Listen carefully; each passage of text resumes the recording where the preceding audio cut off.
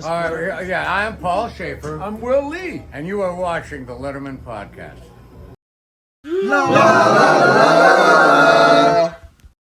Welcome once again to the Letterman Podcast. My name is Mike Chisholm. I am excited to be here. And thank you for everybody who has, reached out, realizing that my city has been on fire this last week, and it has. It seems like things are calming down. I appreciate everybody who has reached out and, wished for the safety. And for those who, wish that the studio would burn down and the show would burn down, sorry about that, but thank you for, not reaching out and telling us as much. This is a fantastic episode. Sometimes I shoot these intros before the guest and I have a chance to talk, and sometimes we shoot it after. This one is after, and you can kind of see it by it was fantastic. Chris Schukei is a wealth of anecdotes and gratefulness and entertainment when it comes to telling stories about the world of David Letterman and company. He was Paul's guy. He was kind of in many ways Paul's right hand, Paul Shaffer's right hand for 10 years, and actually stayed associated with the show. He worked from 93 to 2003. So that's when the show basically started at CBS. And then after 2003 ended up staying on as well, just doing it remotely. So right up to the end, right up to the very, very end. So here's a guy who has created a lifelong memory, lifelong Letterman memory, and some of his best friends in the whole world are friends from that show. We talk about all sorts of stuff in this episode. Oh my gosh, I get a chance to ask about some very, very cool moments, even though we're building rapport and doing all this stuff. The next time he comes on, I mean, there's so many moments I want to ask him about, musical moments, but he does a really, really good job of allowing kind of my chaotic brain that goes from one place to another to he's a pro. You can tell he's a pro in every sense of the word. Just really appreciate him so much. He's back home where he grew up now in Nebraska, and he's working for a local school district as a fundraiser for capital projects. And I just appreciate where he is coming from. He's as the same energy that he brought to Late Show, that you can tell that he's attacking that project. And we talk about in the episode how people can support some of these projects as well. He's got a great heart, a keen mind, a great history, and we're going to get right to it right now. So the Letterman Podcast is proud to present Chris Schukei. Chris Schukei is here. I am excited about this. I have been wanting to have this conversation for a long time. Chris, thank you so much for taking time out of your schedule to come on the Letterman Podcast. So happy to be here, Mike. I've been a fan of the podcast, been a faithful viewer, and so glad to have my chance to be in there. You've gotten some big names, and I don't know if I can deliver like they can, but I'll share what my stories are. Well, the secret to my mentality is that you're all big names. Having you on is just as important. We just had an intern on named Molly Sweet. She was on for one summer in 91 back at 30 Rock. And it's funny because she inadvertently was responsible for the Smashing Pumpkins getting their very first network television debut. Like, this is back in 91. This is long before, they broke per se. And just that story alone, hearing that this gal who was just there for a few months, and a conversation that she had in the office there with some of the people who were, trying to push this up and coming band, it led to, in many ways, history. So yes, having you on is so important to me, because if you have been watching the show, you know how much I love music, and I love the musical segments that Late Night and Late Show had. I think they're extremely important. And I want to celebrate those as well. So as we get going here, you started in 93 with Late Show, and what was your title while you were there? Yeah, so it's kind of a weird buildup. I come to New York. I'm growing up in central Nebraska, went to college in central Nebraska. I'll give a shout out to Hastings College, great, wonderful place. And what's the team? Do they have a team? Yeah, they're Broncos. Go Broncos. Fighting Broncos. Go okay, That's right exactly on. right. And so luckily I had some professors push me into this fellowship program that was sponsored by the International Radio and Television Foundation. I think they may be a society now or something, but they're still continuing this program, which is phenomenal. And they took kids from all over the country and brought them to New York City for a summer. And so that's how I got to New York City, because remember, this was 1993, the internet does not exist. So how would I even start to know how to get to Manhattan and find a place to live, and all of those things just seemed so overwhelming. Yep. But luckily this summer experience really is what it was. Had dorms. We were at the dorms at NYU, and another group of 18 fellow students ready to hit the city and explore and do all of that. So I had a base of friends. Anyway, I had nothing with Letterman at that point, but it was a fortunate summer that we're in the summer between NBC and CBS. And I had graduated from college already, and I decided, I don't really have anything else going on. Let's see what happens. I was obsessed with late night, like so many others. And now I've been much more willing to share that. I mean, I want to thank Jimmy Kimmel for his willingness to share all of his obsession as a kid. And, and then through podcasts like this and everybody else realizing, oh, I wasn't. And I had a group in high school that we loved late night, lived for it, everything. So I was a bit obsessed with it, and that was the ultimate place to be. And you would watch that every night for me in the Central Time Zone at 11:30 at night. Yep. And you would say, wow, that must just be amazing. That must be an amazing place. So I ended up just sort of randomly trying to make some calls and ended up showing up at 30 Rock. They had ended the late night, but they were still in the offices and doing some moving. And I'm going to drop a lot of Letterman names here because they're wonderful people. This is the place Zoe to do it. Friedman, Susan Schreier Miller, they were so kind to me as I went up there. And then I met with Dave Hamilton and Christine Schomer. And I think Jay was there, Jay Johnson, who had turned, but I can't remember, which is terrible because Jay went on to be one of my closest friends. But I talked with them and I thought, well, okay, let's hope and see what happens. And I ultimately get the call, and I'm still in New York, and it's like, hey, yes, we'd like to have you. And it was really for an internship because I just thought, can I get my foot in the door? And of course, those were the days they weren't paying for interns or anything like that. But luckily, I had a little bit of savings, and we were living in Union City, New Jersey, 4 people in a 1-bedroom. I had a cot. I was just telling this story to somebody else this morning. We had a cot, and I had 3 milk crates to my name, basically. That was it. But I got on and interning, and it was for Chris Albers, who was working with Paul at that point.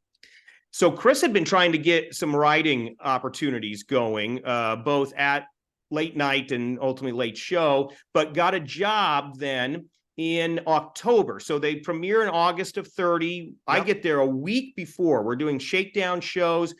I sort of know New York, but I'm still about as green as it can possibly be, right off the central Nebraska proverbial farm. I didn't grow up on a farm, but I had that sort of naive look about me with everything in the city. And so Chris gets a job at what at that point was the Jon Stewart MTV show. Wow. Jon hosted the show on MTV. Yeah, Chris with Howard and absolutely. Yeah. And so I don't know if it was just sort of matter of, hey, who's got a pulse? And I'm sitting there in the office, but somehow I sort of take over that role. And so it's technically assistant to the musical director, or assistant to Paul Shaffer is the title for that. And get in there quick. I am incredibly unprepared for the job. I'm incredibly, not only was it my first full-time job after college, it was basically one of my first full-time jobs. And I had worked in local television stations in Nebraska. So my office etiquette and just knowledge of some professional sort of level standards was not where it really should be. And so you will hear me say this all the time. God bless Paul Shaffer for his kindness, his patience. I'm sure there were times where he was like, this kid, and it was at a very stressful time. That first fall, the Nielsen ratings were coming out every day. It was that battle. There was some pressure. Dave was feeling pressure. The entire show was feeling pressure that this had to be successful. Yep. And for me to sort of be bumbling around that first fall, and Paul letting me survive through that was just an act of grace like no other. There is so much in that introduction that I could pick apart and get into. The first thing I got to ask, because Sinatra nailed it. If I can make it there, I can make it anywhere. New York, obviously, I'm that guy in high school too, where there was like 8 or 9 of us that just loved Letterman. And oh man, your staff favorite moments package that Walter and the team created was fantastic. Because I'm sure that there's all sorts of stuff that they could have cut together and put there. I'm so glad they put where you talked about the moment that you took the VHS tape of Late Night to school to show people. I was that guy too. I remember my band teacher and I were both huge Letterman fans and huge music fans. From Canada, he's a jazz pianist. He loved Paul Shaffer so much. And we would spend time during band class talking about bits from the night before of that first season in the Ed Sullivan Theater, by the way. So these moments in trying to get the rest of the band, the students, to get on board this train and become part of this club. And you captured it so perfectly, what we're trying to do with this show. And there are so many people who felt like they were part of that club that now are wanting to get together and talk about these moments because they were so special, so important. You're one of those guys. And I love that. So I'm very grateful you talked about that. Yeah, well, I did have that formative experience with Late Night, definitely. And, it was as much as Dave is sort of giving us as sort of this group of friends cues on even how to live, how to talk to girls, all of those things. Okay, wrestling shoes with khakis, that's kind of cool. So maybe we try that. And it was just sort of all of those things were so formative at that time. Oh my God. Yes, absolutely. And we're still feeling it some 35, 40 years later. Like, we're still feeling it to this day. And I just, I adore that we can share that kinship. Now, again, to go back to Frank, New York obviously has this pull. We're fans in high school, love it very, very much. We want to be part of the club. New York is it. It's got the magnet, the pull. But guys like me, Western Canada, Nebraska, never been there before. You got some training wheels, which is great. But I just am so curious about those first couple months, even before, the Letterman stuff showed up, getting used to New York. I mean, your eyes must have been wide for, every single day. There must have been new things that just blew your mind. Yeah, incredibly wide. And again, looking back, I'm again so grateful that it worked out to do this through that IRTS summer experience, because there were 19 other students ready to go out and explore as well. Because on my own, I'm a guy that was probably scared of my shadow a little bit and forget about the stories of what New York City had been. And this was sort of cleaned up Times Square and things like that. So, it was the edgier New York in all areas of it. And all I knew were the stories instead of really living it. And so even a jaunt down the stairs of a subway was like, I thought I was the boldest, I was the bravest person in the world to be doing this. And it was great and it was fun. And, that energy was just so incredible. And you get sucked into that. And then those early days of the show, the energy around the theater was phenomenal. Yep. That first night, that premiere night, it's satellite trucks from local stations just around the block, and then just monster crowds. And that did not let up for several years, you know, as just far as just 53rd Street being just mobbed with people just trying to grab shots of celebrities coming in and out of the stage door and things like that. And the one thing I tried to do, I mean, I did realize how lucky I was very, very early on. And I'd come up out of that subway, or early on, I was walking from Port Authority on 8th Avenue. And and you'd get to the theater and you just realized, wow, this is the center of the universe in some cases. And certainly in my world, it was. This is where it was all happening. And I tried to always savor and really realize, wow, I get to go inside. That's really great. And how special that was. You are articulating these feelings so well. The energy, because I mean, again, I try and tell people, you know, who are under 30, you know, people who are over 30 kind of understand it, and they understand the cultural impact, but people under 30 don't understand, like, the cover of Time magazine, like there was, arguably there was no bigger story in entertainment than the Late Shift, than the time that Johnny announced the retirement, all the way up to, yeah, like you said, several years into Late Show, and people were riveted all of the time, talking about it constantly. The younger under 30 crowd got a kind of a flash of it in 2010 when Late Shift 2 happened. But, it was such an amazing thing. And you being able to soak up all that energy, being an incredible enthusiast of it, knowing you were there, like present, and knowing you were a part of history all around you.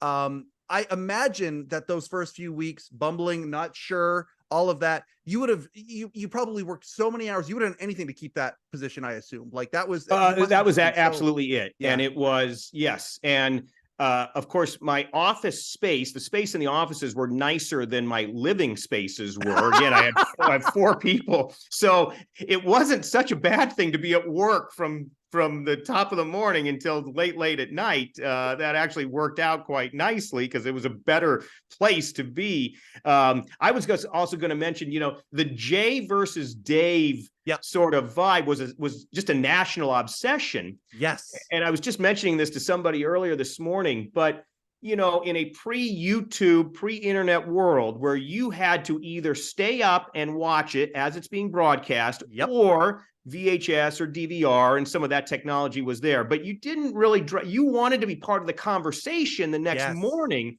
And that sort of focus on that was that's what I miss as much as anything, is that collective sort of broadcast feel that had been part of that.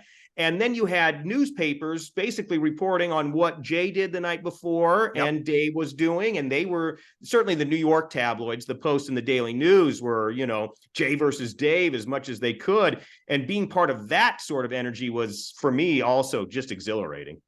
I'm living vicariously through you right now, because back then my friends and I all wanted to be there so badly. And you're right. We live in this world that, the instant streaming, all of that, the water cooler moment is a lot more difficult to achieve. It can happen, but it's a very, very different deal. But back then, you wanted to be, like you said, you wanted to be part of that conversation. And the moments that would happen, did you see what happened on Dave last night? Yeah. No, I missed it. Oh my God, what happened? Like there was a lot of urgency there, but again, shielded, like, because it's like, okay, I've got 100 friends around me, and there's 6 of us that are like, this is the most important thing that is happening in the world right now. And you're trying to convey that, and it's very difficult to do that. I used to try that and convey jokes all of the time. But it was these moments that would happen. I mean, I'm going to ask you about Eddie Vedder, of course, as part of this. Please remind me. I don't, there's one thing in prep that I wanted to make sure that I asked you. It was part of your, it was part of your staff favorite moment. You were the Mulholland and Barry of AMPT. That line made me laugh so hard, and that line is what this show is for. Like, that is a fantastic line. What you were the Mulholland and Barry of? Yes. So of the American Federation of Musicians, which Yes. actually on that table, I say music. I don't know why. I mean, in the course of talking with Walter and Barbara, I know the union is the American Federation of Musicians. And so I'm glad. I knew I was talking to about an audience of 75 to 100 on that, but I got a big chuckle out of Barbara Gaines, so it was all worth it for me. It was wonderful to hear her do that. And so yes, so I'm there from 1993 until the very end of 2003. Yes. But I was the only one, I guess, silly enough to really have learned, or at some point I needed to learn, because I was preparing the American Federation of Music contracts. Yep. AFM is what that was termed. Yep. So, and we're basically paying scale as a show. But I just would somebody had to put them together, and somehow that sort of fell on me, and I got that. And so I learned the nuances and the variances. If they rehearsed at 11 a.m., it's this amount of money. If there was a rehearsal at 3:15, then this was the payment for everything. So I kind of knew that, and nobody else there wanted to learn it. And so when I moved back to Nebraska, I realized I could do this remotely. And so I did until the very last show. I continued to be the American Federation of Musicians contract preparation person, and would get that all set up and take care of all of that. So Mulholland and Barry, as many people know, were comedy writers that were always based in Los Angeles and would fax in jokes all the time. And so you'd see these names, and they were Johnny's writers. Exactly. Yeah. Yes. But nobody had ever really met them. And And again, they could have come by the show in New York, and I wouldn't have necessarily seen them, but I never knew them to ever be physically in existence there at the Ed Sullivan Theater. But yet on every listing of monologue jokes and everything else, they were there. So that was, they were remotely just a big part of the show. And so I tried to sort of tie myself in that I was sitting there cranking out AFM contracts remotely, similar to Mulholland and Barry. You did it right to 2015? I went up to the very last show with the contract pieces. So you were in New York until 2003, but associated with the show right to the very end. Yeah, that's correct. Yeah. Oh man, I'm glad we're making that distinction today. And then also, like, you talk about the audience of whatever. I want to get into the nooks and crannies of things. So like you talking about the bands, these little nuances, that fascinates me. Like I I'm that guy. It's just a lot about me, I guess. But a band would okay, so I'll get into this now. I was planning on getting into it anyway. When a band would come in, every member of the band would not get paid. It was the same amount, whether it's a solo artist versus a band coming in, right? Here's how the split went for that. So if you performed vocally, yes, you were paid through AFTRA, which at that time was not combined with SAG, but it was the American Federation of Television and Radio Artists. So if you sang or did backing vocals, they paid you through AFTRA. If you just performed on an instrumentation, then we paid you through the American Federation of Musicians. Right. And the scales were a little bit different on those, but that was sort of how the split went. But you're right, there was never any negotiating with a band to say, hey, we're going to give you $2,000 for this appearance, and in the back and forth. It was known that if you were appearing, and this was for AFTRA too, that it was just scale. And that's, I think, one of the great traditions of these, well, not great, but one of the traditions of these late night shows, going back to, I suppose, Pat Weaver coming up with the Tonight Show, right? Is that it was a promotional vehicle. So we won't pay to have this talent on there, but we'll just give them the base union scale. And thank goodness, because it ain't the Super Bowl, but some of the moments are just as groundbreaking from a musical standpoint. But yeah, it's a level playing field. I love that. So just to drive this one last point into the ground and get people hitting stop. If Green Day shows up, you got Billy and you got Trey, get paid the same, don't get paid the same, even though they're part of the band. Getting paid this, the after scale was maybe like $40 more. Okay. Or, I mean, So it was pretty similar, close. but different sources would pay them. Yes. And then to make things even more complicated, of the musicians that were on the AFM contract, Yep. you'd have to designate a leader, even though that wasn't really truly a band leader, but they would get double scale. And there was all kinds of crazy nuances in that contract. And so again, I at some point learned the booklet and knew the nuances, so I could kind of get those together and keep it pretty accurate. Oh, that's very, very neat. I did not know that you did it all the way to 15. That's really cool. Even after you left, you were seeing, you get a call sheet or whatever it was, whatever mechanism it was, letting you know who was coming on the show and all of that kind of stuff. I assume through Sheila's office or something, you'd be getting email. And then Dan Fetter, who kind of took my job over there, Dan would keep the stuff coming from me. And then I'd work with the business office. So Pat O'Keefe, and I think Paula Chagaris was still there and stuff too. And ultimately we were kind of faxing and emailing and doing some scanning. As the technology sort of continued to get better, we were trying to utilize that a little bit more. And I think at one point I might have even been mailing some finished contracts each week. But I think luckily the digital technology got good enough, fast enough that we could get to the emails and everything else pretty easy. As the enthusiast of the show, though, seeing moments that are coming up, that must have excited you. One of my very first questions I was going to ask you, now we can kind of get around to it. You're in Nebraska. This radio TV grant or program shows up, whatever. Were you a music fan before you showed up at Letterman? I was, I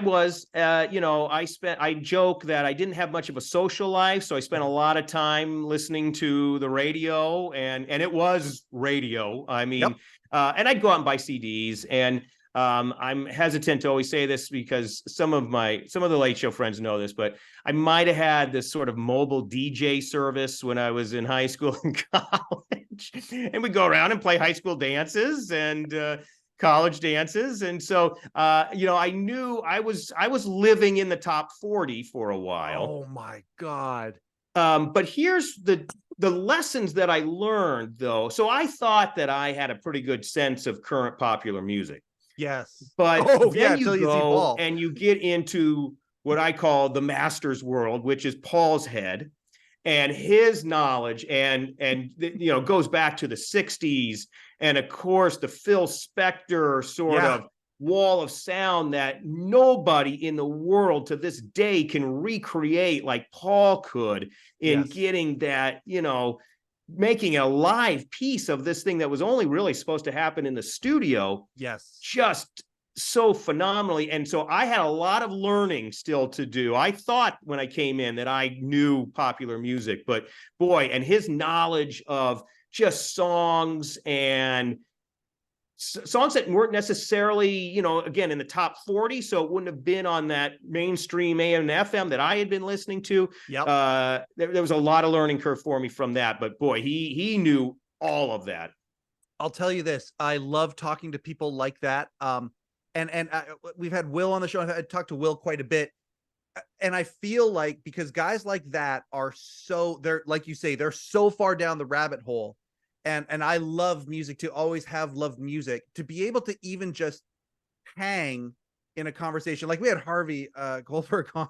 Yeah. I mean, to be able to hang with people like that in conversation, there's an element of it though, where they are just kind of like a cat playing with a rubber ball because their knowledge is so vast.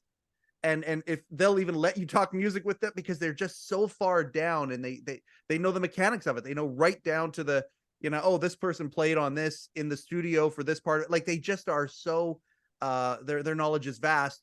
Being able to even hang with them in a musical conversation is incredible. What an education you got. That is amazing. Oh, yes. And some of it trial by fire, in a good way, of course. But yeah, to really be there and watch Paul be able to work and the rest of the band guys be able to work. And then, it would have been up in the office. And sometimes there were so many outside sort of gigs too that we were involved with, all of the Hall of Fame shows. Those guys, that CBS Orchestra group really became the go-to backing band for anything and everything. So Concert for New York City after 9/11, they were the house band for that. And especially the Hall of Fame shows. Paul was very involved in working with kind of what the musical selection should be for the nominees and everything else. And to hear him just sort of work that through with the other producers was just amazing to watch him be able to sort of talk about and say, this is going to be great on stage, and this group, this is really represents who they were, and things like that.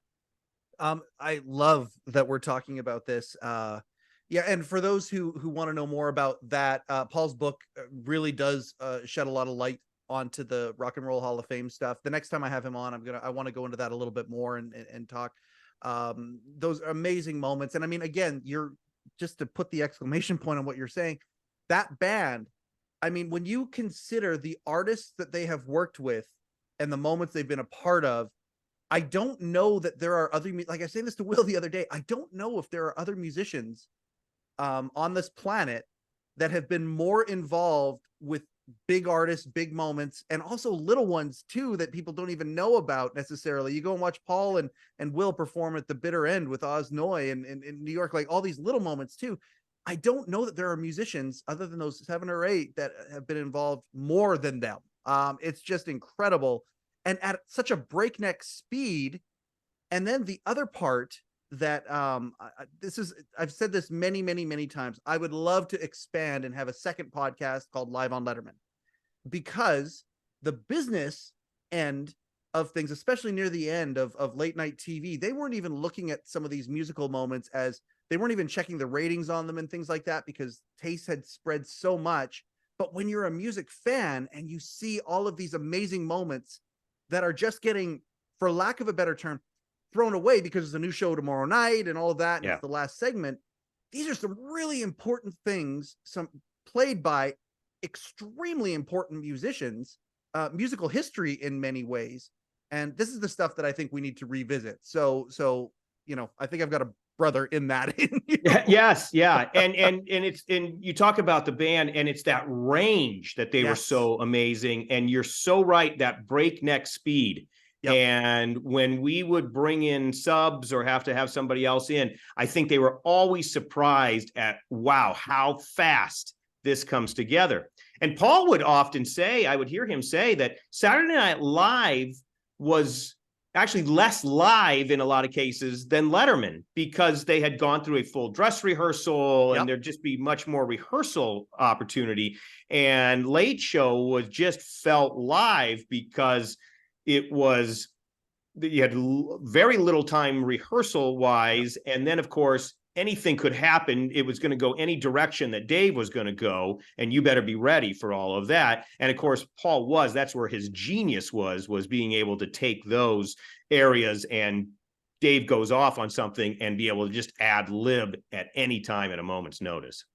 Either musically or comedically. And you did a really good job on your staff favorite moments, kind of tributing that, and I love that. And there's so much meat on that bone that's going to be explored, as this Letterman retrospective stuff that is coming out on the official channel. Let me, because I'm going to add a little more, because it really, and I can't just emphasize this enough, that Paul had the hardest job in all of show business. Because when you think about it, so he's got to have the greatest, tightest band in the world that plays with anybody every time. Great. That's enough for one person. That's a full-time thing right there.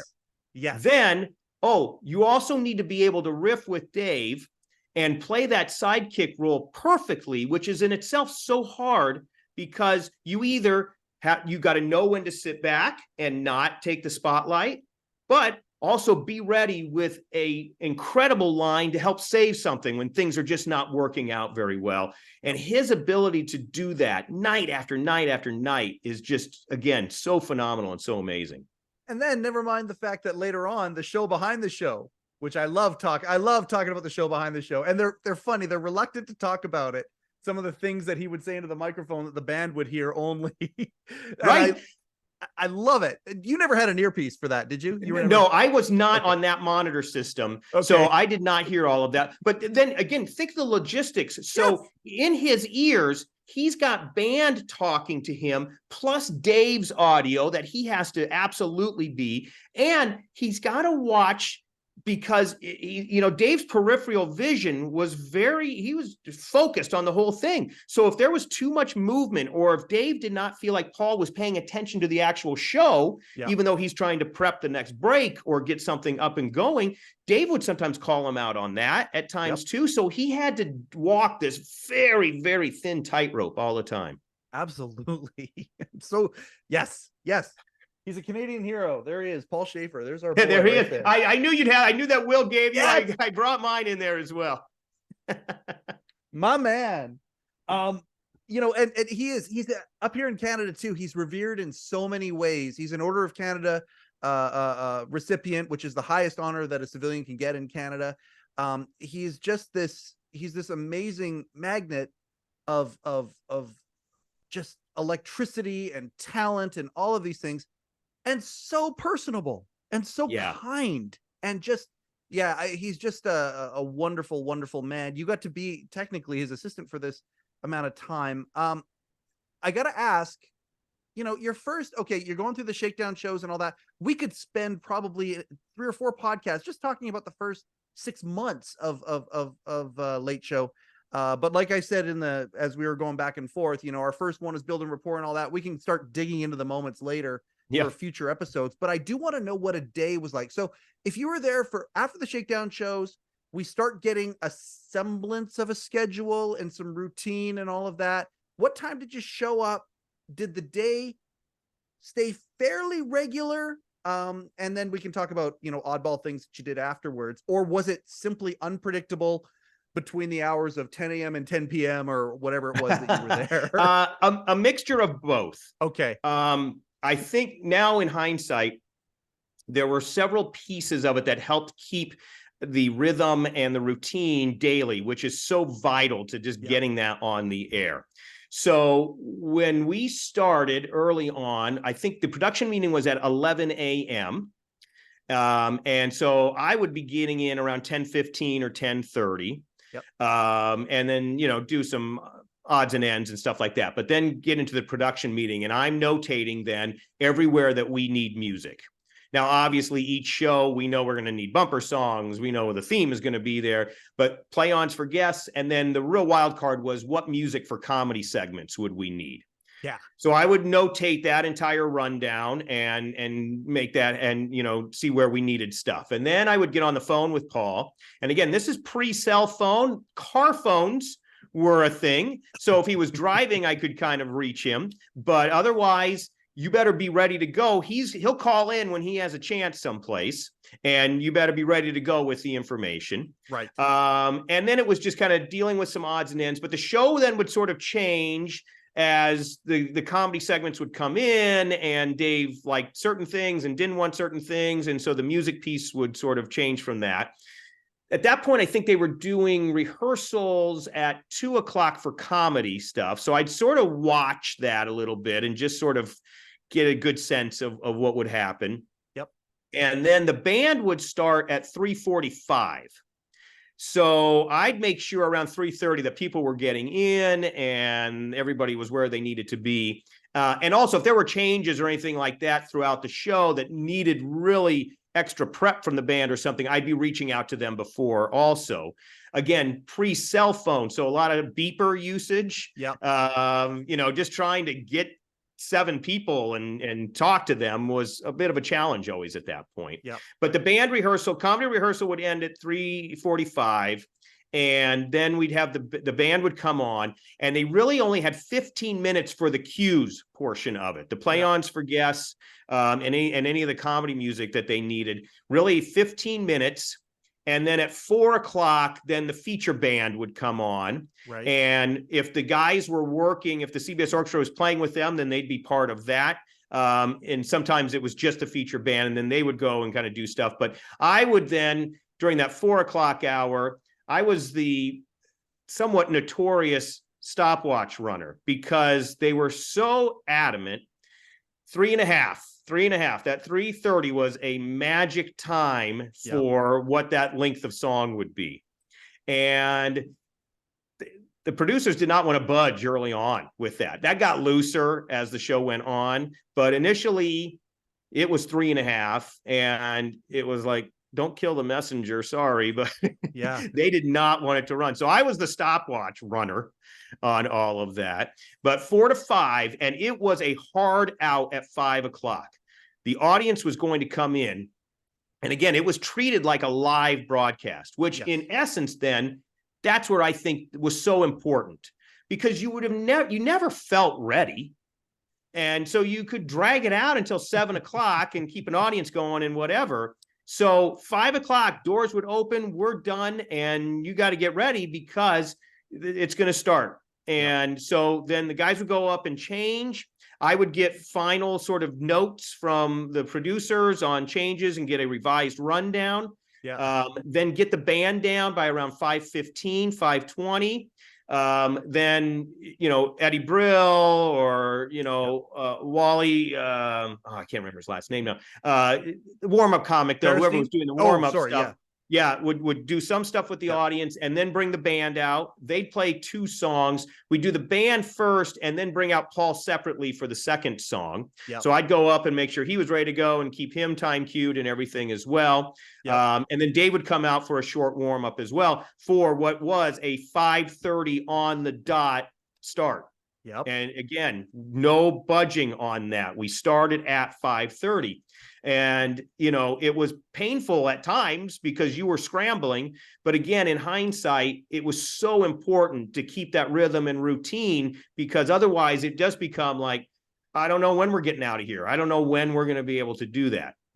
Also, the energy of the show, like you felt that's where I think a lot of the crackling electricity of Late Show came from was it's a big show and it's happening like it's live.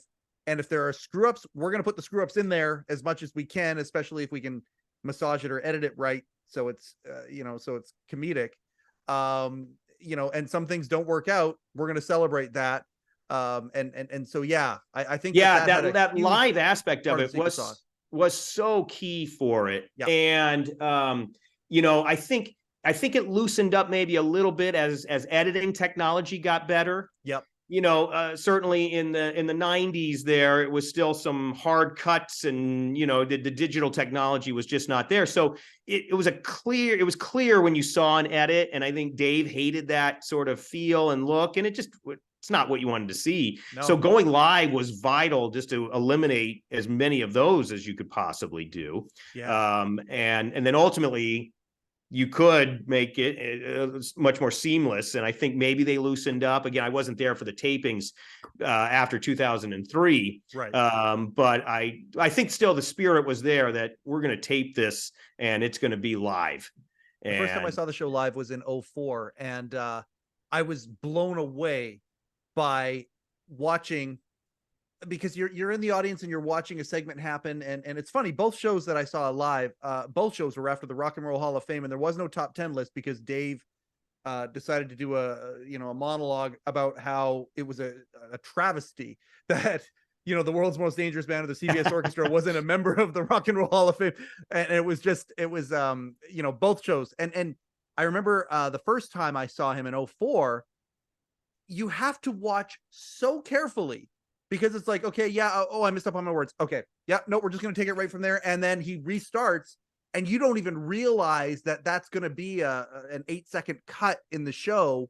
Like, it is seamless. They are going, they don't stop. It is a real impressive piece of machinery. And and as that technology got better, that became much easier to do. And I think Dave got comfortable of like, well, we don't have to have everything be just raw as it was. We can fix a few things. And I think that feeling got better, but again, mostly because it was quick and the audience did not have to sit there and wait for an extended period of time over all of that thing. It kept it going. And I mean, again, the temperature of the theater, I mean, people are shifting, like it's excitement, it's energy. I love that so much. Whenever I public speak in my office, and it drives my it drives my partners crazy. I keep the office really, really, really low in temperature. I'm like, you can put a sweater on. Come on. You know, if people are falling asleep, you know, you can't get that back. And that's what I love that logic very, very much. Okay. So I have to go back, and again, everything that you said there, I could probably ask 3 or 4 dozen questions just on the little nuances, but your day, I guess there's an overarching question, because you got to see the comedy rehearsal as well as the band. Like, you were in the theater during that part? I was in the theater for a lot of it, and then it was on a feed throughout the building also. Okay. So I would have been So- either in the offices or on the stage, depending. And then, but always looking and watching the comedy feed just to see what changes were happening. Okay. And you and I are similar animals in our adoration for the show. Would love to see the behind the scenes, because the behind the scenes stuff that made it on camera is the stuff that got us so excited. You know, Jerry Mulligan is just as big of a celebrity as the biggest movie star. Did you have to turn your enthusiasm for the show? I've talked to a bunch of people who off camera have told me this, and it's come up a little bit on the show here. I feel like you and I can talk about this. Did you have to hide your enthusiasm for the show? Because clearly, as a fan, you are getting, for 10 years, the ultimate experience, because you were there for the, not just the taping, but the rehearsals and all of that, and you were a part of it. Did you have to turn that part of you down? Because there is, especially with the writers, I will out some of the writers who have said this.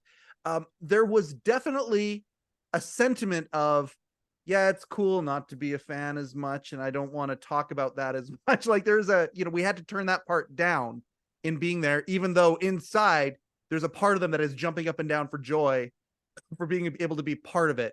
Did that affect you at all, or were you able to just kind of keep it that you were? No, I switched it completely off. Actually, I was scared to death of overstepping any bounds or anything like that.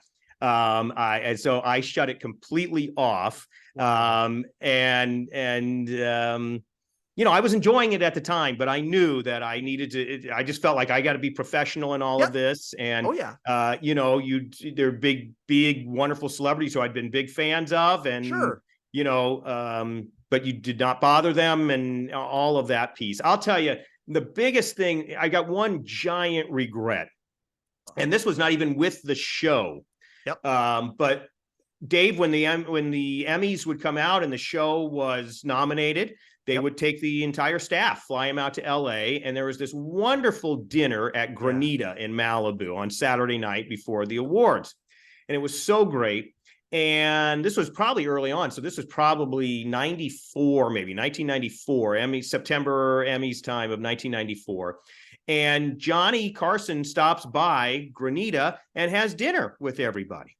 And, you know in your head, holy cow, this is legendary. Look at that. 2 tables over, I've got Johnny Carson and David Letterman just eating and talking. And at some point, I wonder if they're going to take pictures. And so the bolder of the staff got great photos with Dave and Johnny that night. I was not that bold. I still felt relatively new. I certainly still felt green and like I'm still on shaky ground here, possibly. So I did not push that. But if I had one sort of memento from that time that I think I should have stepped in there. I mean, there was a line. It wouldn't have even been that out of place. There were other people that were doing it. But I decided, no, I better not. But that photo with Johnny and Dave would have just been legendary. Oh, that's incredible. Now, that part, I'm going to stay on this for one more second, because that part I'm all over the map. I'm sorry about that. No, you're great. This is fantastic. I love it like this. And I do have, a basic structure in my head anyway, but I do want to stay on this one point for a second, because for me too, like, again, as an enthusiast, the big movie stars, to me, okay, that's great, especially if it's somebody that I have adoration for, or it's a big moment or something. But for me, when I was watching your staff favorite moments, and one of the things that it talked about in it was your position, where you got to see the show from.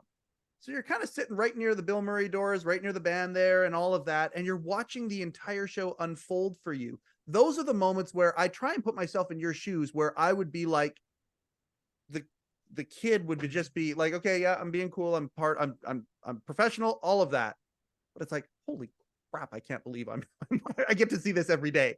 Like, never mind, watching it every night when it shows up at 11:35, you got to see it every single day, and that's the part that I'm just like mind blown by, that you had that 10 years of that experience. It seems like there was a lot of joy there, and I'm grateful for you that you got to, that you got to enjoy that. Yeah, thank you. Some of my greatest friends were part of that show, and and looking back, and again, I was so young and so naive, and again, hadn't really had other workplaces to compare it to, but Right. just and you're getting such a good sense of just the so many great human beings that found themselves here working for that show, and to Yep. be able to be part of that group, it was just amazing. And while I had to shut off the fan piece of it a little bit, Yep. I did try to, as I mentioned, savor every day. And I did realize that my casualness really of the Ed Sullivan Theater. So you were talking about, I sort of stayed, it was right off from the drum kit and kind of behind Will and by the Yep. Bill Murray doors, but there was a sliding door right behind the drums that would then lead into what was called the airlock, which is where the green room was and all Yep. of that space there. And my ability to just sort of, even during the show as needed, sneak in and out of there and just have that, I just, was like, hey, this is great. And then those tunnels between the stage area and the office space too, and navigating that basement and being part of that was like, wow, this is really cool. Did you you would have ridden the freight elevator, wouldn't you?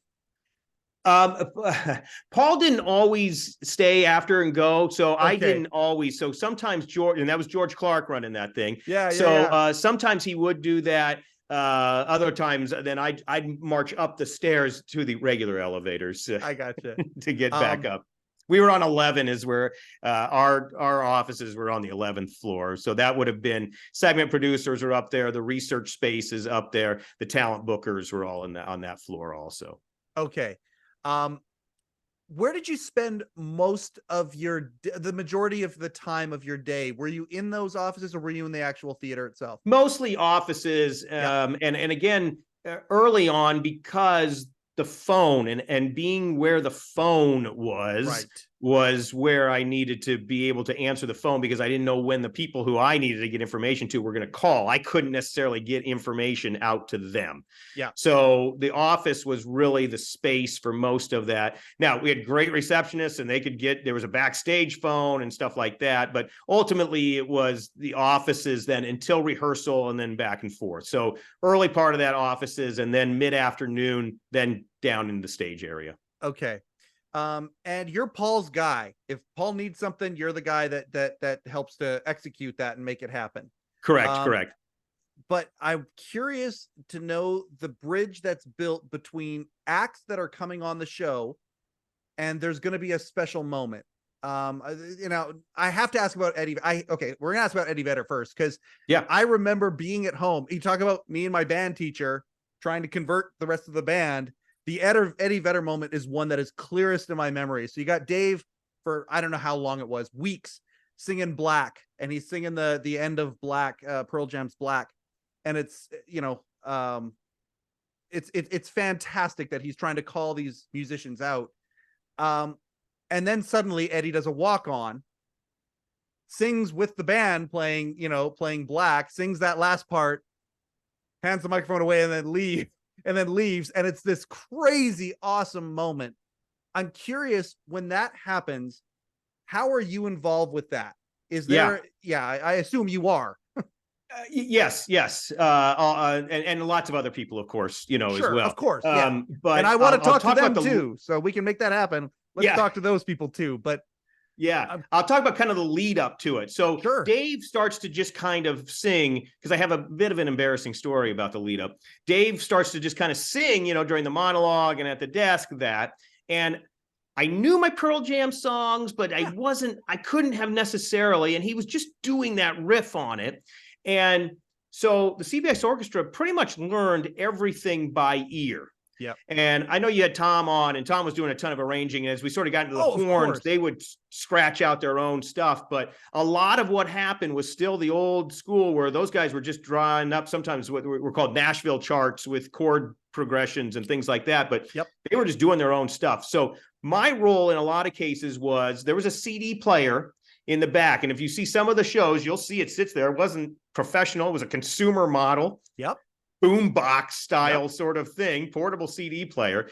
And a lot of what my role was to have those CDs ready to go so that in the ears, they could hear some of that.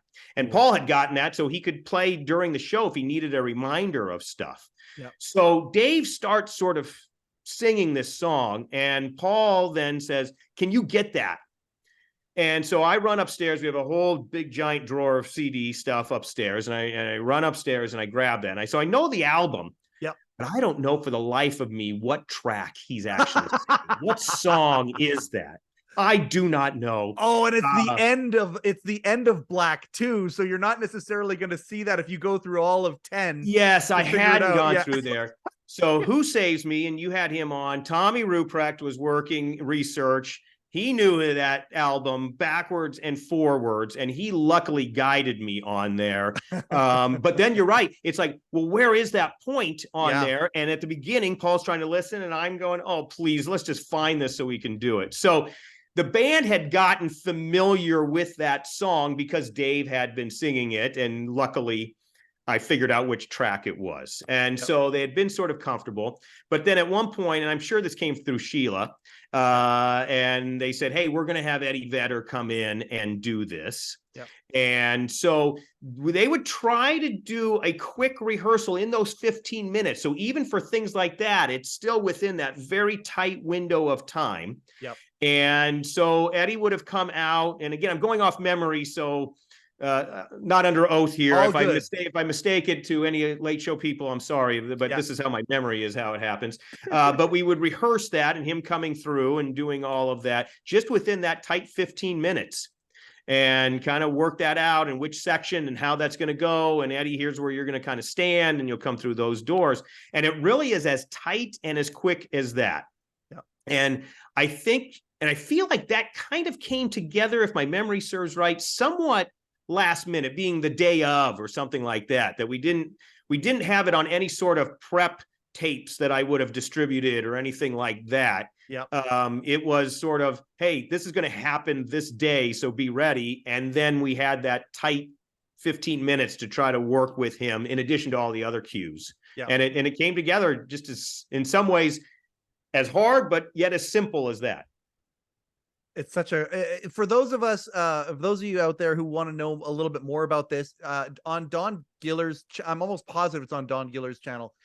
There's a compilation of Eddie talking about those moments, and then he interlaces the moments on the Late Show, all leading up to it too, including like for what seems like weeks, Dave just singing that riff at the end of Black and just singing it, and then finally Eddie coming on and how it led up to it and all that, including there's a part where Eddie's actually saying, I was a fan of the show and I would watch it. And then there's this one point where Dave, starts talking into the camera and saying, Eddie, come here. And he said he was at home and it was really freaking him out. In that course of time, they're as a band just getting white hot. I mean, they'd had some success, but the album is now just exploding everywhere, and they're every place white hot. So it was just a great sense of the timing of it was just wonderful as well. Yeah. And I mean, that's where, Dave inducts Pearl Jam into the Rock and Roll Hall of Fame. You have the Foo Fighters had just broken at that point too. And I mean, this is where Dave, a lot of people who know that Dave loves the Foo Fighters, it was because this was a time. And I think I would throw Late Show and what you guys were doing in on this. Music had completely changed. The alternative revolution had come up, and for lack of a better term, grunge, although that term is so such a whitewashed term. It's not, it wasn't just grunge, but music was changing, and so too was entertainment. You guys were a part of that. I think the two were married to each other. I think of the moment of White Zombie, which I think the band actually played on that track with White Zombie, which is I crazy. do too. I have that memory of that. Yeah. Yeah. And I mean, I remember there being an extra part with Paul playing a keyboard part to it. And it was like, holy cow. Because the song was great. But then when the band would come in and accent these major types of, major musical acts that wouldn't have been popular 8 or 9 years before, and maybe even 2 or 3 years before, because everything was shifting. You were, yeah, man, it was so cool that you were a part of that. I feel like I'm starting to get, Giller's going to tell me that I'm Chris Farley right now saying, oh, that was so awesome but it was so awesome when you had these moments. Well, the musical pieces, you're exactly right. And it did change. And Sheila was so good at really finding these amazing acts just before they were breaking and really pegging that. And then, but Hal and Jerry, they shot it beautifully, Mike DeLug and Harvey Goldberg and the music. I mean, there was a real commitment to making that music segment great. Yes. When a lot of other shows just don't want to put the investment into it and it becomes a throwaway sort of piece. And it was a very vital part of that. And I think it all stems from Dave's just love of music and being there so close to these live acts and that really being one of the most enjoyable parts of the entire show for him.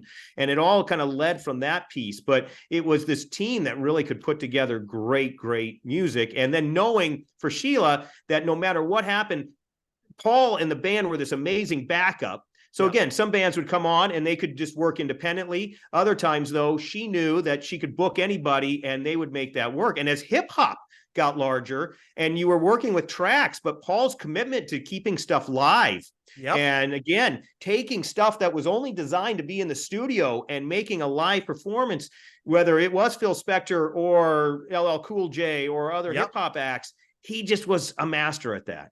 Oh man, I could not agree more. And I'm a hip hop guy too. So I love watching. I love that Dave gets, I call it a pass or whatever you want to call it, into the land of hip hop. So many hip hop artists love him so much. My theory, it's because he embraced it early on and he let, he helped promote the genre when the genre was coming up, just like, the alternative movement as well. Like I think about when the Beastie Boys were on and they came in, I mean, again, that's a band that you could pretty easily just have a DJ play the track, but they never did that. I mean, Sabotage was a little bit different because they were playing their instruments for that song anyway. But like when they came and did the entrance from the subway, was that after your time, or were you there for that? Boy, I'm trying to remember. Some of these have become so ingrained from the video that I can't remember. Yeah. So I would have to check the date on that. I feel like I was there for it, but I'm not sure if the dates actually coincide or not. But so good, and that willingness to do that and just be open to what can we take a step further.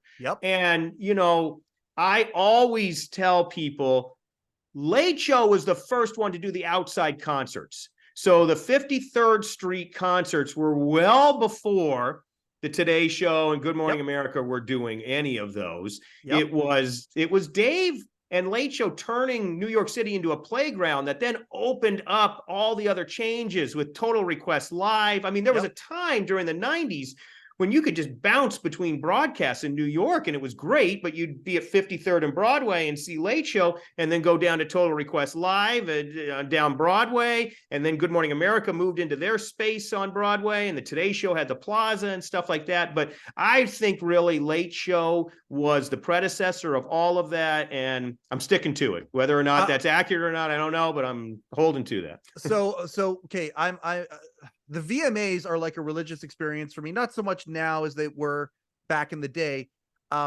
Because one of the things that I loved about that is that they would have these big moments and 90% of it, 95% of it was no lip syncing, especially at the beginning of it. The live musical experience is something that I love. When Harvey was on here, he talked about how that feeling when you're at a concert, there's a certain feeling there that you don't necessarily get on a studio album. And his job was to kind of merge the two. I loved that analogy and that description of things.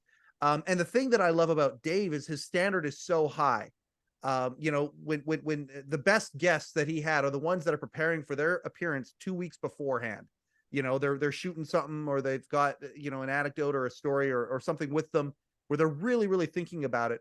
The musical part of Late Show, and this is why I want to do Live on Letterman, because I don't think that point that you just made gets enough credit.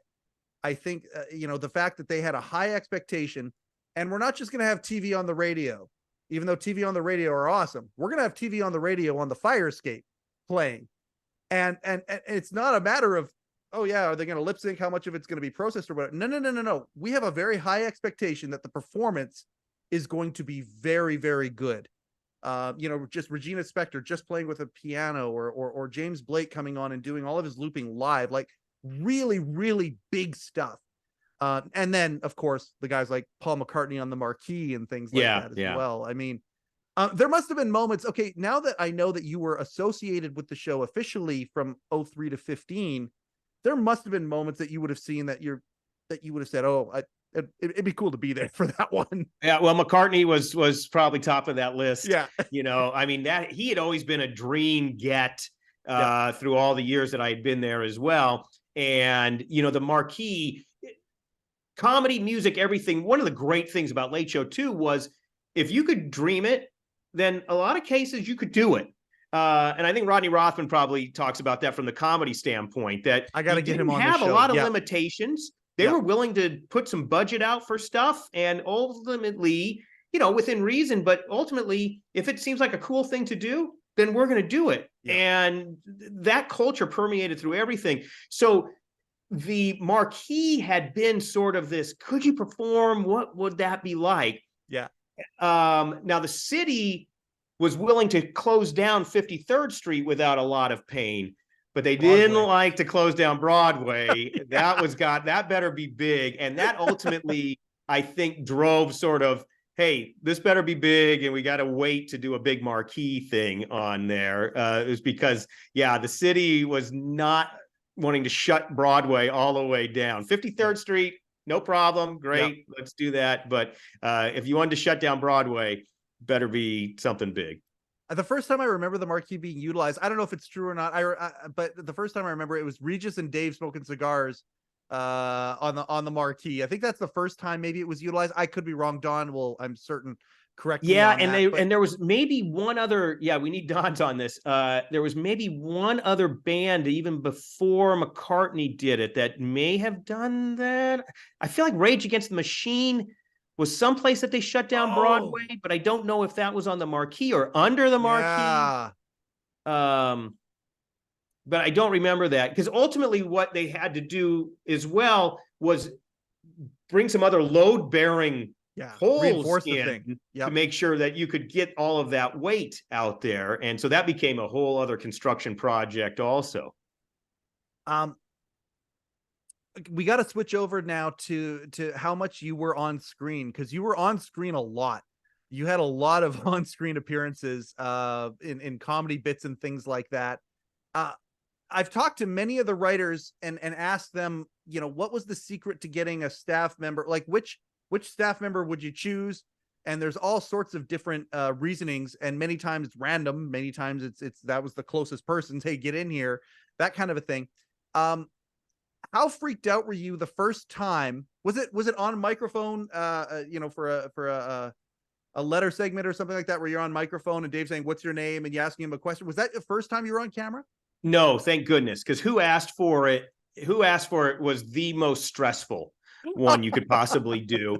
But as you may have heard me say, in the course of the union payments, it was also the most lucrative. Absolutely. Because if you could break 5 lines, then you would get moved up to that principal payment, and that was a nice extra amount of money. Plus, you got residuals and all of those things. So who asked for it was the best. But I think my very first appearance was in the backdrop of the stage, and it was just a group of pedestrians walking past Dave behind the desk. And then there was... Hold on. Do you call mom and dad when that's happening? Are you like, Mom, I Dad? did actually. Yeah. Okay. Yes. Right on. I did, because that was super exciting for me. And you just never knew if you were going to get it again. And then I think the second one was they dressed me up in a Domino's pizza outfit, had a stretch limo. It must have been Bill Clinton was in New York, And hey, do we have any shots of him? You know, the city's been closed down because the president's in town. And then cut to me running down 53rd Street behind a stretch limo with a pizza, handing that off, and then coming back with money and that shot. So that I think those are the Bubba days right there when they called that him exactly Bubba. was it. And that Yeah. was all pre-taped. Oh, yeah. So, you know, and I think behind was live, but it wasn't super stressful. But then the Who Asked For It's and things like that were able to come. But those were the best because you could get that back and forth with Dave. And again, the goal was you made up your character.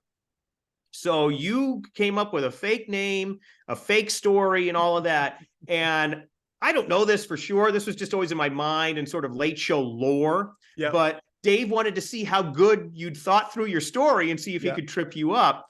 And the first couple times, it was just nerve-wracking.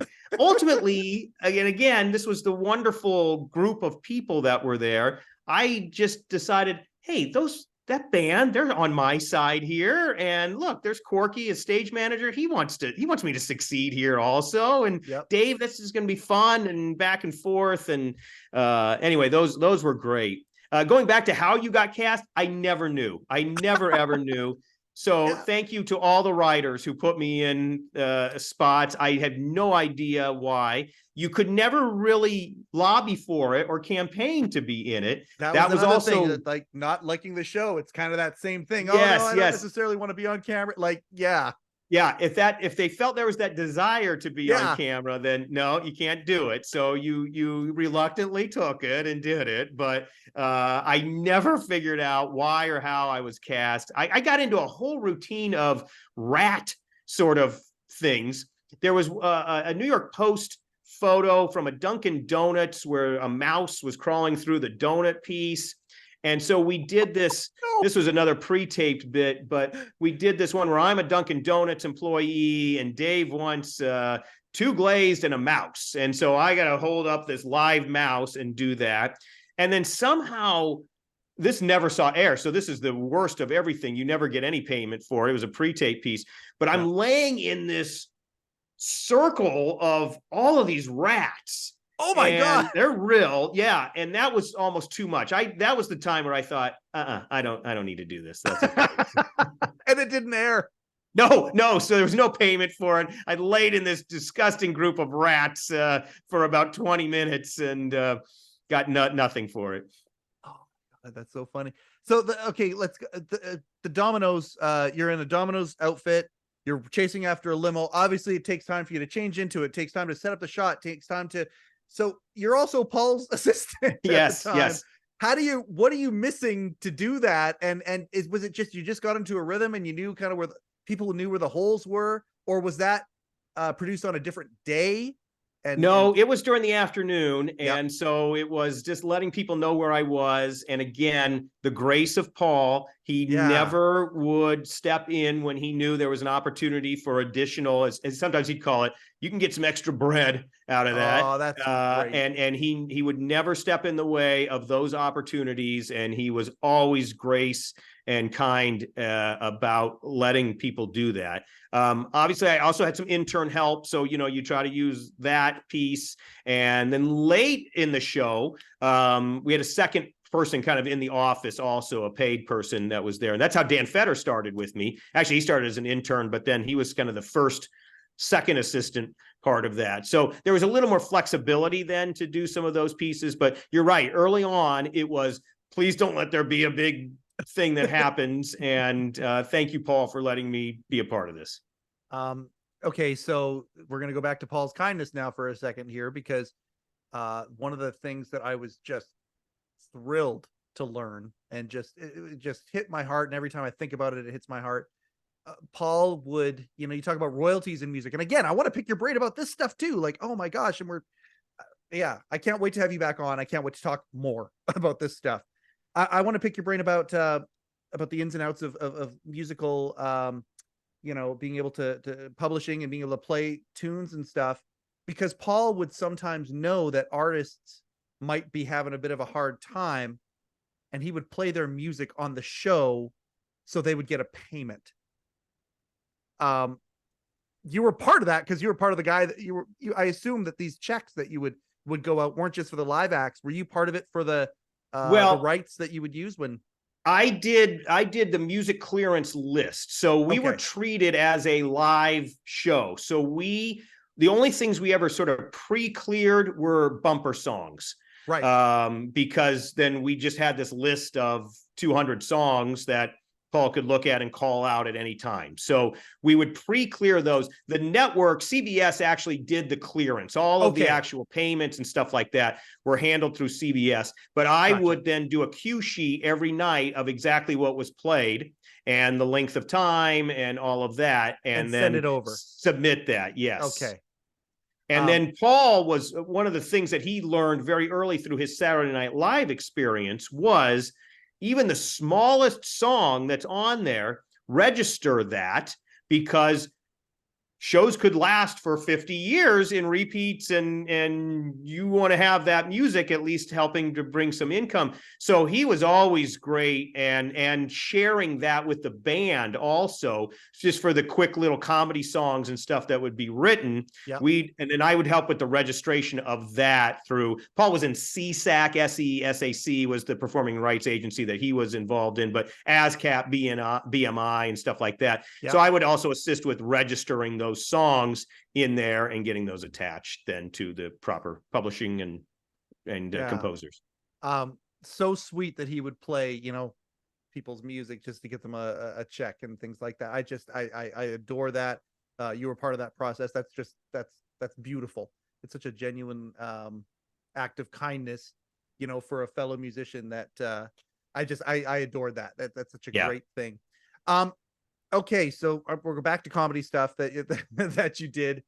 You worked a lot with Alan Coulter, and I mean, again, when Shecky and I were talking about this show here, he said to me, "Well, it's too bad, Alan. Alan is the kindest man in the world." He just talked about how kind Alan was. He goes, "Alan would come on your show 20 times. He would do whatever. He'd do the voiceover for your show if you wanted. He was just such a sweet, sweet man. And anytime I have an opportunity to talk to somebody who worked with him directly at all, I always bring up his name, and you worked with him a lot."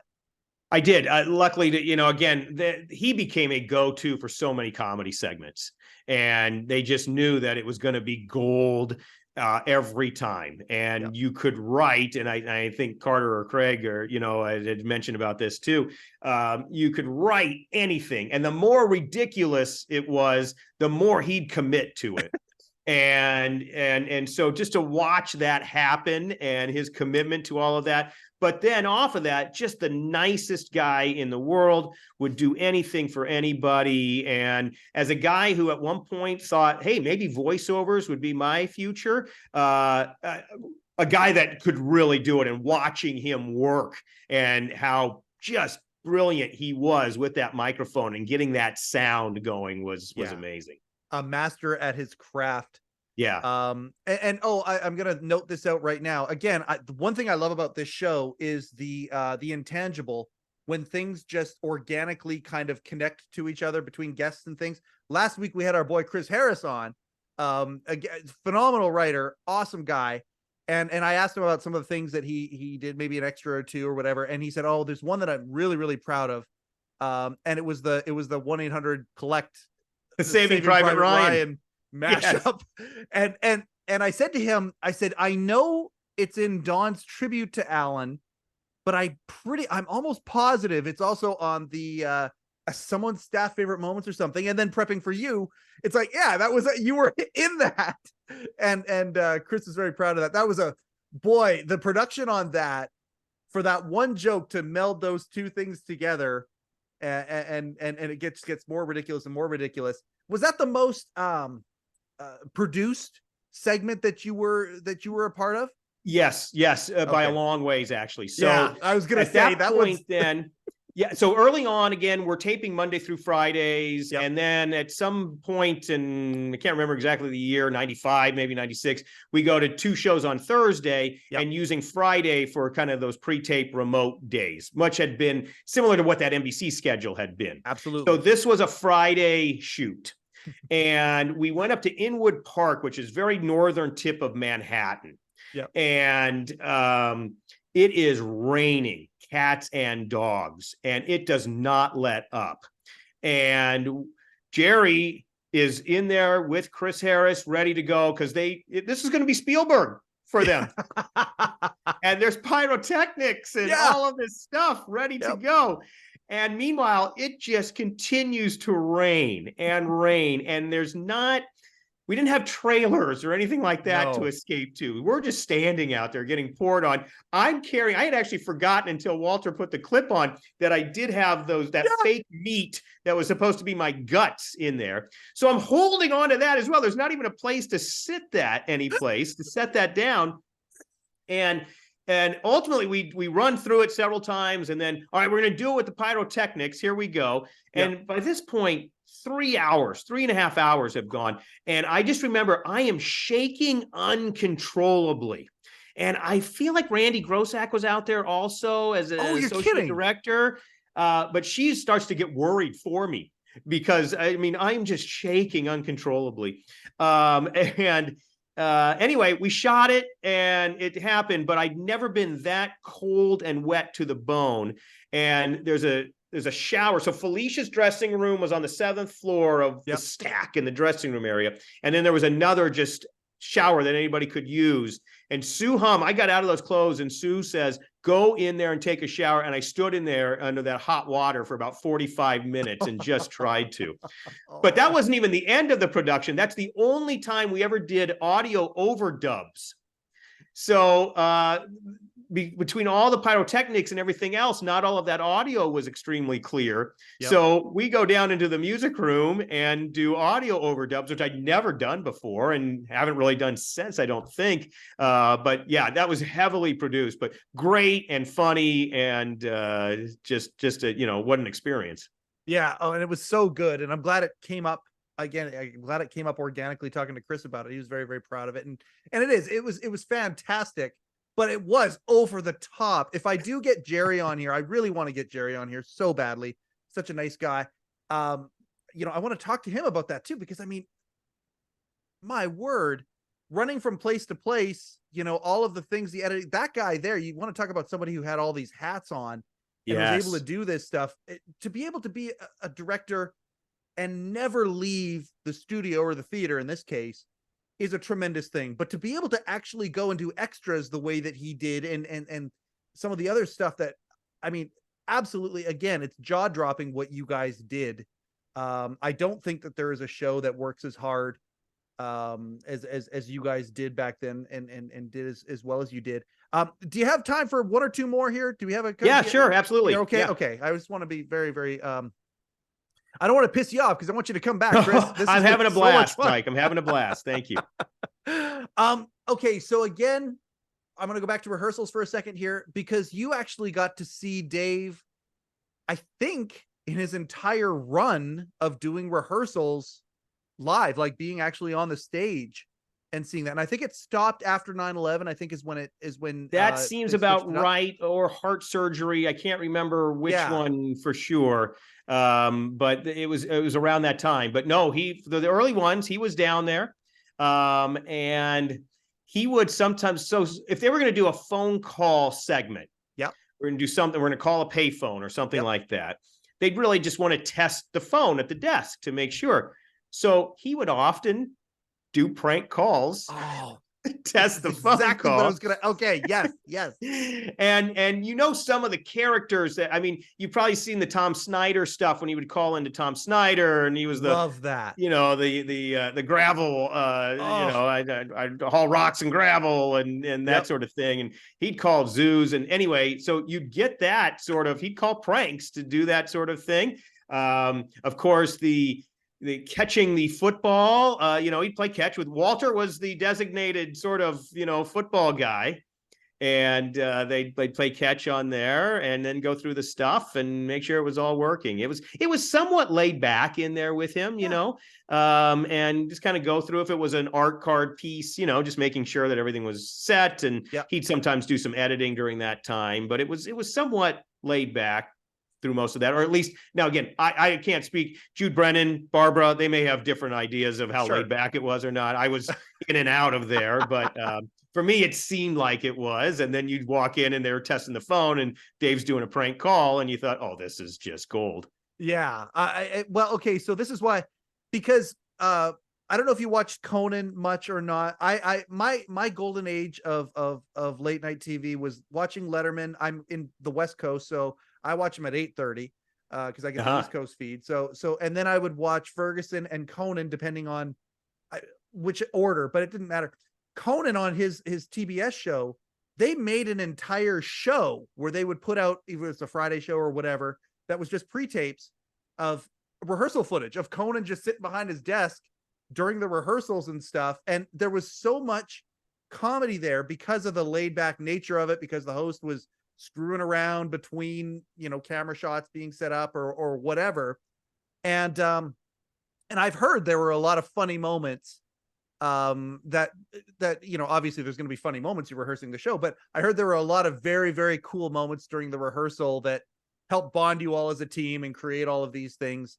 And isn't it? Yeah, I think you could have easily put that style of show together with Dave, no question, from those rehearsals. Yeah, I was gonna say, like, as Letterman enthusiasts, how great would that be? I mean, I want to see some of this cutting room floor stuff, the extras that never made it, but that energy there when Dave was down in rehearsal, that must have been a lot of fun to be a part of. Yeah, and of course, you've heard this from lots of people. It was a volume industry. It was a volume show. I mean, it was a lot of comedy material each day that would then get, narrowed down into a little teeny tiny funnel. Yeah, exactly. So there was always some great stuff that hit the comedy, that hit the cutting room floor, just all kinds of, pieces in there. And then just the ad lib sort of waiting around for other technical stuff to happen. Let's do something funny sort of pieces that would happen during that space too. Okay. I want to do a commercial for Rupert first, and then I've got a couple more questions. That's kind of what I have in my head to kind of finish off here. Thank you so much for being so generous with your time. This has been so much fun. Yeah, absolutely. But so the thing after the commercial for Rupert, are there any moments that you had kind of thought about that you wanted to talk about today here? And then I've got a couple questions for you to kind of take us out. But the Letterman podcast we have one sponsor. We have one sponsor only, and that is Rupert G and the Hello Deli. Go to hello-deli.com if you want to get yourself a Late Show mug, a Late Show t-shirt, hat, Rupert merchandise. Get your Rupert merchandise. I know the sale is happening. Okay, so, and I know that the deli is going to be changed forever when the sale happens. I think I can say that out loud without getting anybody in trouble. So go to hello-deli.com and grab your stuff, because this is one of those things where 3 or 4 years from now, people are going to be saying, oh, you know what? I wish I would have gotten that Rupert t-shirt or that Late Show t-shirt while it was there. hello-deli.com. You were there 10 years. And I mean, I know for a fact that you just love Rupert and May. They're going away. Do you want to say a congratulations? They watched the show here. So yes, absolutely. To both of them who were so wonderful to me. And you talk about, I mentioned I'm a kid fresh from the Midwest and I don't know anybody and I don't know anything. And Rupert and May were both so kind. And I knew that was just literally an oasis for me down there. And it was lunch every single day. And the only time that I didn't, there was another restaurant called Ranch One over on Broadway that sometimes I would grab. But Rupert introduced me to gnocchi. I come from the Midwest. Potato pasta. I don't know anything about that. He had that as a special. I ate a ton of Schaefer's. That was my go-to sandwich. I love the Schaefer too. Yeah. Yes, so good. And of course, it's not a sandwich. Paul always jokes that actually Paul would eat. But Rupert and May, so kind, always just so iconic. And then my Christmas gift to the staff several years were Hello Deli gift certificates for a free sandwich that I talked Rupert into letting me put together. And I said, here's everybody who got it, because I was scared to death somebody was going to try to counterfeit it on him or something like that. And we made this, I don't know, Walter might have helped me with this, but I made basically a dollar bill with Rupert's face on there. And that was the gift certificate that I gave as a staff Christmas gift. So Rupert and May were such an important part of my time in New York. I love them both dearly. Absolutely. And I wish them both the best of luck. And Yeah, I appreciate them so much. And again, Rupert, again, it's like God took the word kind and made it into a human. I've said that many times, but it's the truth. And Yes. I just love him so much. And boy, you're the professional, the segue. My word. I love that. Okay, so I'm a collector of things. That's just what I do. When I get into something, I collect things around it. I've been fortunate enough with this Letterman podcast to now be really have some cool stuff. I now have something on the list that I would like, though, one of those gift certificates with Rupert's face as a dollar bill. I will that see would if go I can here find somewhere. it. Yes. And I don't know if you can see behind me. My wife, as part of our interior decorating, has some menus up. And I don't think you can see this, but this I is see the his Hello face. Deli menu right behind me. So Rupert's face is right there as we've been talking. He's been right on our shoulder. Oh, that's incredible. One of my questions was going to be, did you keep anything from the show? Do you have anything with you now from the show as mementos? I have a couple things that I've got the double eraser pencil, of course. I got one, and this is one of my most. We've had some fires here recently in Kelowna, and it looked like we were going to have to evacuate. This is one of the things that I grabbed, actually. Yeah, that's in the ready pack. Exactly. That's in the go pack. Yeah. You want to have it. I love it. The first ticket from that August 30th, 1993 show I have with me. And then I just stumbled across, this is the script binder that I would have every single day. And it's basically just a 3-ring binder, but this is where the scripts would go and other notes, and I'd carry all kinds of things. And there were still some things in there. So I don't know if I just had put it in a cabinet, but it had the 5 types of meat for know your cuts of meat that I think I would carry at all times. And then I'd give that to Paul because he was always going to get dragged into, can you tell me the 5 cuts of meat? So one of the things I would do was try to have that ready for him. So just for the viewers out there now, it's beef, veal, lamb, pork, and of course, variety meats that were part of Know Your Cuts of Meat. And then I had a list in there of everybody who had done the Cape. So Nathan Lane, Ted Koppel, Trump, John Goodman, Justin Timberlake, Jimmy Fallon, Nancy Agostini, Jude Brennan, Hal Gurney, Chris Elliott, Andrea Nadine did it. Kiva, the Grinder Girl, did it one time. John McEnroe, Bill Murray, of course, James Brown, Don Rickles, Solomon Burke, which is really between James Brown and Solomon Burke. That was sort of the driving force of the Cape segment, which again is it's really started organically. Paul just started adding the Solomon Burke piece in as a bumper song, and then it kind of grew as just a fun thing to do during the commercial breaks. And I think Dave was so charmed by it that let's make that always a part of that segment. And Jill Lederman still has, I think, nightmares about it because it was just on that double taping day. And when viewer mail was going on, there was a ton of celebrities and stuff. And it was just one more celebrity that she had to book for something and get coordinated and everything else. And after I did the staff memories, she wrote to me and she goes, thanks for reminding me of the Cape and the nightmares that I had around that. But what a great segment. I got to ask that you led to this one now too. I asked this a lot more now because it seems like it's a pretty common thing. You still dream about it? Do you get the dreams of the panic of the show? I haven't for a while, but okay. I did, and I did plenty. And it would be a lot of times I'd fall asleep on the stage or something like that. And then the audience was in, or Paul's trying to talk to me, but I can't get over to where he needs stuff delivered or something like that. And there was a lot of, angsty sleeps from some of that time. Yep.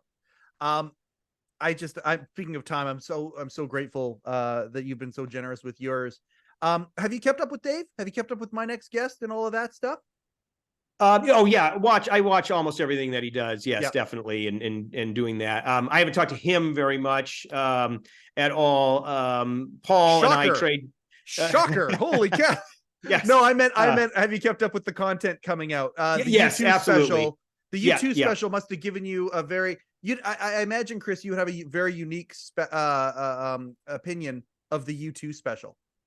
Well, again, I thought it was great. I was Yeah. not there during the week-long time that they were there. No, that was after. Yeah. But late show staff members will know that I had this big giant Joshua tree poster in my office, hanging there for years and years and years. So just that sort of all of those worlds colliding sort of piece was phenomenal.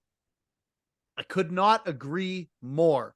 Seeing Dave watch The Edge, play the beginning of where the streets have no name and say, okay, play it again, will you? Like just sitting there watching him, and he plays the intro to it.